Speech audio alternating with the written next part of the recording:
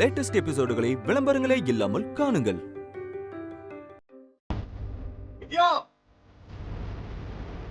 நேர்ல பாம்பு இல்ல, விக்கிரகத்துல இருக்கான்னு பாருங்க.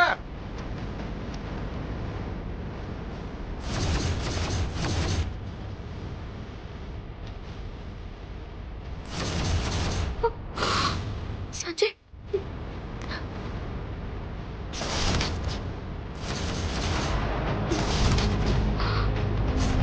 அம்மா தாயே, எல்லாரையும் காப்பாத்து தாயே.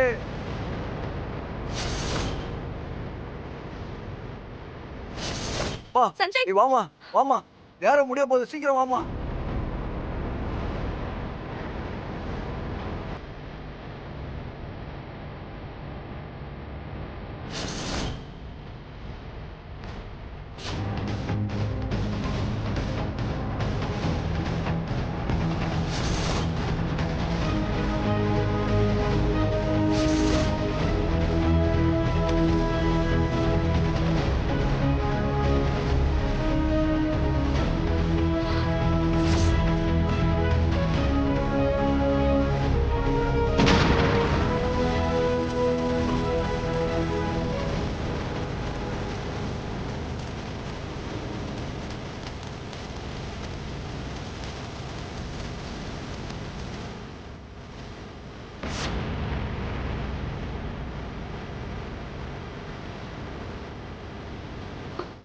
சஞ்சய், என்னாச்சு?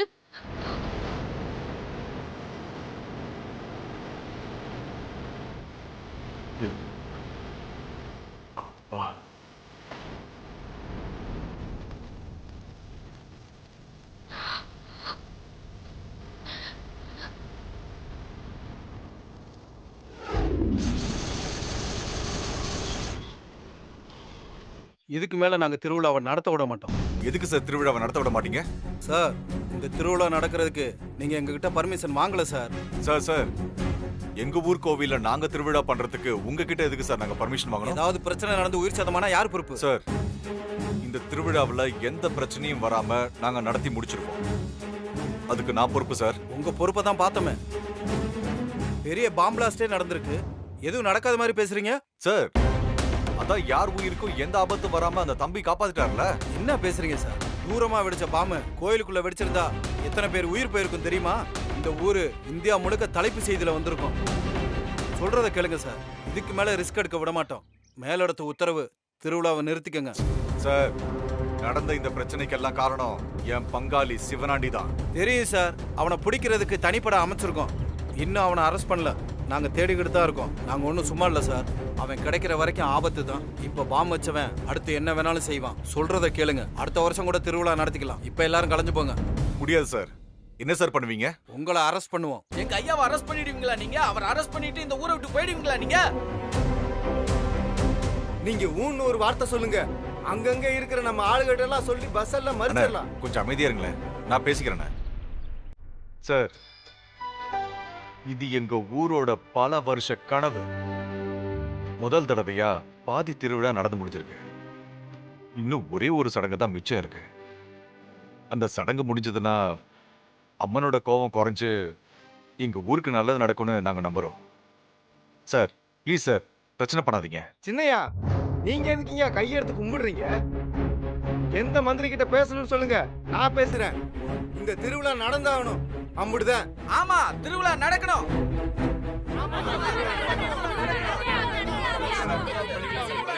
அண்ணா இருங்க, நான் பேசிக்கிறேன். பாத்தீங்களா, முடிஞ்சா திருவிழாவுக்கு பாதுகாப்பு கொடுங்க, இல்லனா அமைதியா கொஞ்சம் ஒதுங்கி நில்லுங்க. சார், நான் சொல்றத கொஞ்சம் கேளுங்க சார். சார், திருவிழா நடக்கணும் சார். சரி, நடத்துங்க. ஆனா ஏதாவது அசம்பாவிதம் நடந்தா முதல்ல உங்களை தான் அரெஸ்ட் பண்ணுவேன். யாரும் எதிர்ப்பு காட்டக்கூடாது. பண்ணுங்க சார். அப்படி நடந்தா நானே எல்லா பழியும் ஏத்துக்கிட்டு உங்ககிட்ட சரண்டர் ஆகிறேன் சார். சரி, திருவிழா நடத்த ஏற்பாடு பண்ணுங்க.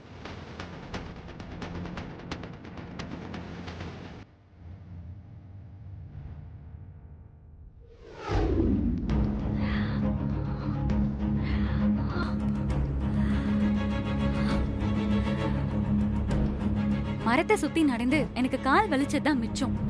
ஆமா, சஞ்சய் எங்க? அவன் எல்லா பரிகாரமும் பண்ணிட்டானா? ஊருக்கு கிளம்பலாமா? இந்த கோவில்ல பரிகாரம் பண்ணா உடனே கிளம்ப கூடாது பிரீத்தி. நைட் இங்கே ஸ்டே பண்ணிட்டு காலையில தான் போகணும். இங்க தங்கணுமா? சான்ஸே இல்ல. இப்படிலாம் கஷ்டம் பார்த்தனா சாமி குத்தமாயிடும். அப்புறம் கல்யாணத்துல பெரிய பிரச்சனை ஆயிடும். அப்புறம் உன் இஷ்டம்பா. ஏய், நான் யுஎஸ்ல வளர்ந்த பொண்ணு. என்னால இந்த மாதிரி இடத்துல எல்லாம் ஸ்டே பண்ண முடியாது. சஞ்சயை கூப்பிடு, நான் அவன்கிட்ட பேசிக்கிறேன். ஒன்னும் பிரச்சனை இல்ல. கார் வெளியே தான் நிக்குது. கார்ல ஏசி போட்டு நல்லா ரெஸ்ட் எடு. மார்னிங் எழுந்ததும் சாமியை கும்பிட்டுட்டு சஞ்சய் கூடவே கிளம்பிடலாம். இப்ப சஞ்சயை பார்க்க முடியுமா முடியாதா? இன்னும் முழு பரிகாரமும் முடியலையே பிரீத்தி. அதுக்கு இடையில பார்க்க கூடாது பிரீத்தி. உன் நல்லது தான் சொல்றேன். இல்ல என்னானாலும் பரவாயில்ல, சஞ்சய பார்க்கணும்னா சொல்லு, நான் வேணா வர சொல்றேன். நீங்க வேணா ஊருக்கு கிளம்புங்க. ஆனா இந்த மாதிரி பாதியோட வேண்டுதலை விட்டுட்டு போனவங்களோட வாழ்க்கை கொஞ்சம் கூட எனக்கு தெரிஞ்சு நல்லாவே இருந்தது இல்லப்பா. ஏதாவது ஒரு பிரச்சனை வந்து கல்யாணம் போயிடும். வாய மூடுறியா? இல்ல பிரீத்தி, இதுக்கு முன்னாடி நிறைய பேருக்கு நடந்தது, எனக்கு தெரிஞ்சதுனால சொல்றேன். கல்யாணத்துல மட்டும் ஏதாவது பிரச்சனை வரட்டும், அப்ப இருக்கு உனக்கு. சஞ்சய் கூப்பிடவா?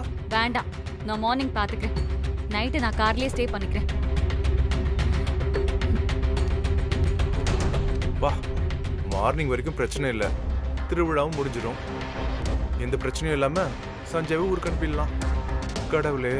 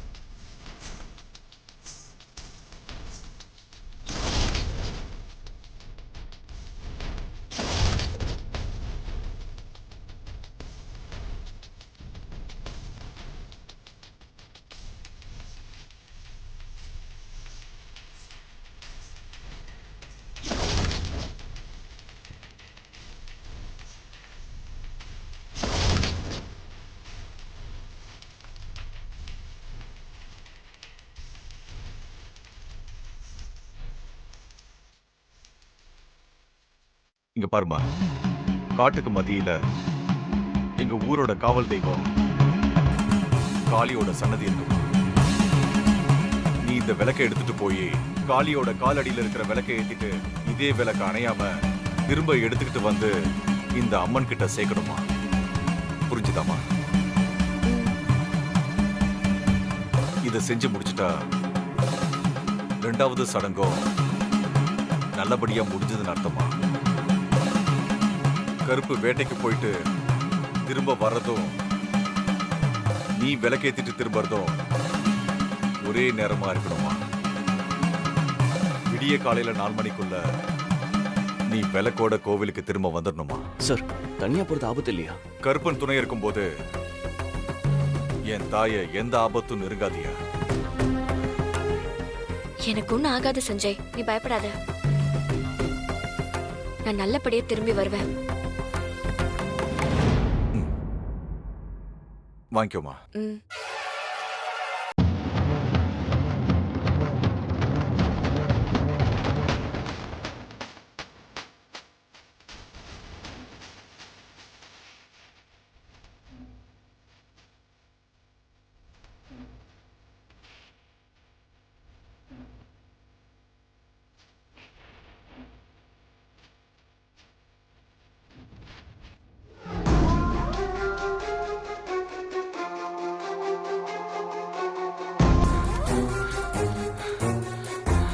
டேய் என்னடாச்சு?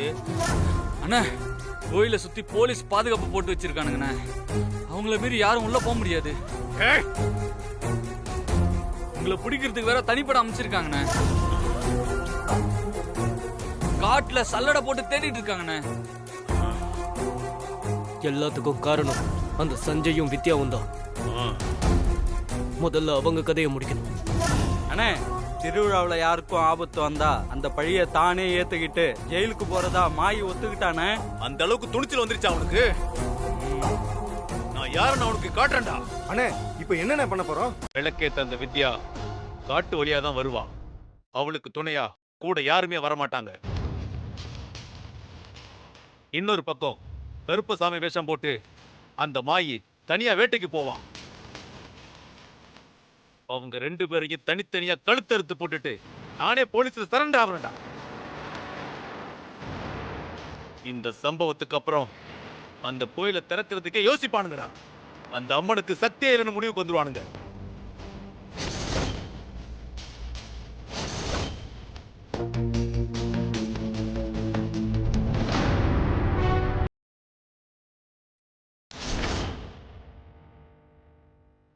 டேய், போலீஸ் நம்மளை தேடிட்டு வர்றாங்க, நம்ம ஒளிஞ்சுக்கலாம். வாங்கடா. யோ, சத்தம் இல்லாம மெதுவா வாங்கயா. வாங்க. Okay sir. ரஞ்சித், வெளில வா. சீக்கிரம் வாங்கடா.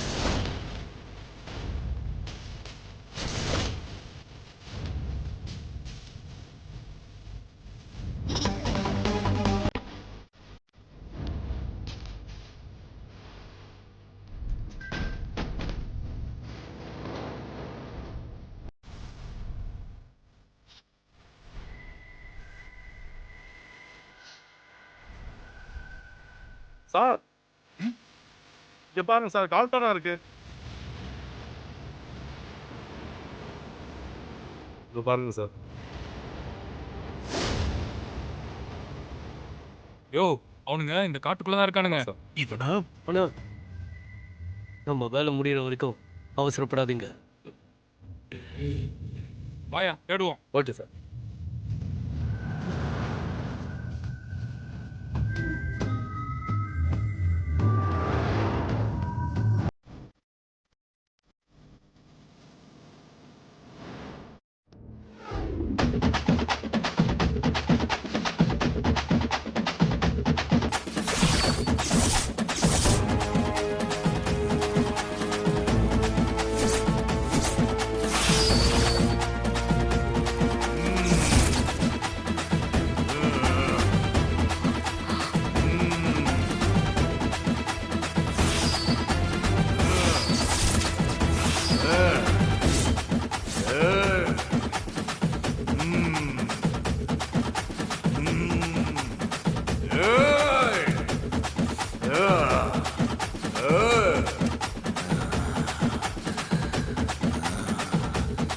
இருக்கமா, நீ தைரியமா போயிட்டு வாமா.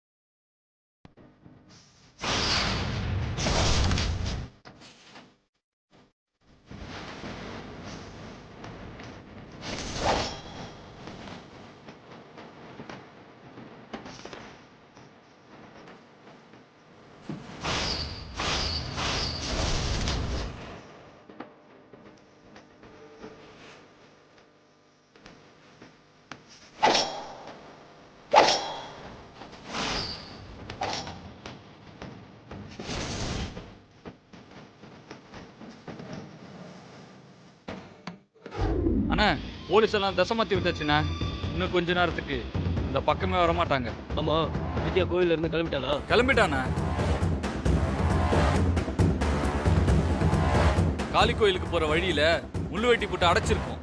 அவ அந்த புதக்குழி இருக்க இடத்துக்கு வந்துதான் ஆகணும். குழியில விழுந்துட்டான்னா அவளை உசுரோட அந்த இடத்துலயே கொன்னு சமைச்சிடணும். விளக்கேத்த போனவ திரும்ப வரல, தெய்வ குத்தம் ஆயிடுச்சுன்னு ஊரே நம்ப ஆரம்பிச்சிருவானுங்க.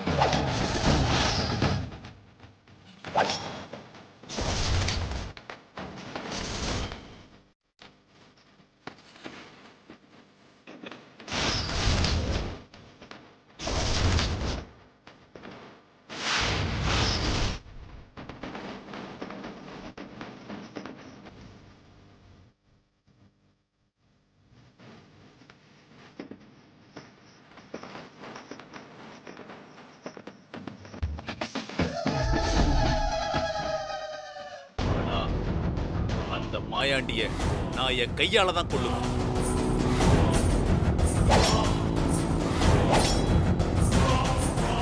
இத்தனை வருஷமா நான் பெற்ற அவமானத்துக்கு அவ என் கையால தான் சாகணும். அண்ணா, ஒருவேளை எல்லாத்தையும் மீறி சடங்கு முடிஞ்சிருச்சுன்னா? அப்படி ஏதாவது தப்பு நடந்துச்சுன்னா உங்க அத்தனை பேரையும் கொன்னு போட்டுருவேன். அண்ணா, நாம நினைக்கிறது தான் நடக்கும். நீங்க கவலைப்படாம இருங்க. நீங்க போய் அந்த புதக்குழி பக்கத்திலே நில்லுங்க. அவ உள்ள விழுந்ததுக்கு அப்புறம் தகவல் சொல்லுங்க. சரிண்ணா, போங்க.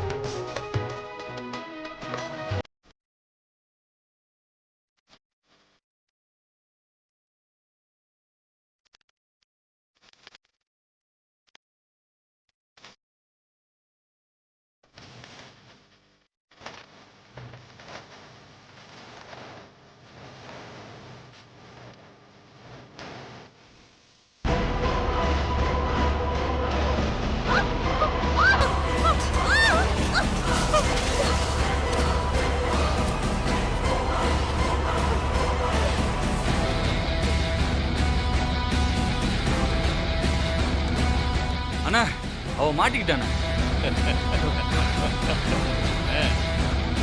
அதுடா. வாங்க.